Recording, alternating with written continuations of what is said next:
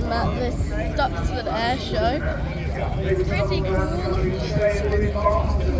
And then there's a lot of stuff here. I can show you like maps. The aeroplanes are taking off, so it's a bit noisy. This is like the map, so you can see that they have stuff like the military village, need to speak louder. Air Force, magical good teams, zoo lab, workshop, and then they even have like lots of aeroplanes like the Aerial Collective. There's even a gold marine for them. And there's so much here, there's the steam. There's literally so much in this place, it's so cool. Okay, going to explore.